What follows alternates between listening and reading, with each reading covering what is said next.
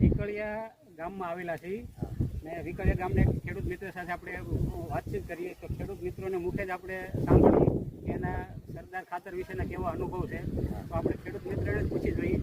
તો ખેડૂત મિત્ર, તમારું નામ આપો, ગામ આપો અને તમે કઈ કંપનીનું ખાતર વાવ્યું હતું અને તમને એનું રિઝલ્ટ કેવું મળ્યું? ગામ મારું વિકળિયા, તાલુકો ગઢડા, જિલ્લો બોટાદ. શ્યામજી ભીમજી રાઠોડ મારું નામ છે.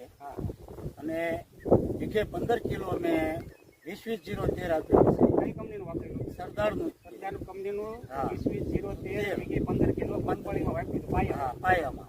પછી બીજો તો ડોઝ તમે પછી આપ્યો? ઉગી ગઈ એટલે 2 પાણ કાઢ્યા. 2 પાણ પ્લસ એને મેં 10-10 કિલો મોરસ્યું ખાતર આપ્યું. કઈ કંપની? સરદાર એમોનિયમ. સરદાર એમોનિયમ સરદાર. એમાં તમને રિઝલ્ટ કેવું લાગ્યું? બસ રિઝલ્ટમાં જુઓ, તમે નજરે જોઈ લો છો.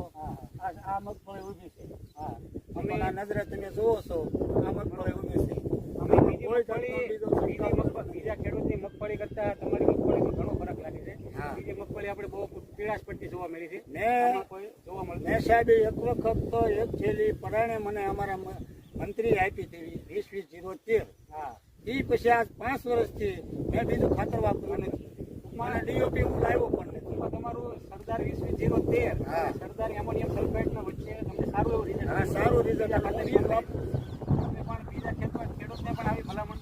ઘણાને જોવા આવે એને કહું છું આ વસ્તુ કરાય. અને આનાથી 4-5 ખેડૂત જે બોલાવ્યા હમણાં પાછળ, એ બધા ખેડૂત આ જ વાપરે છે મારી હારો હાર.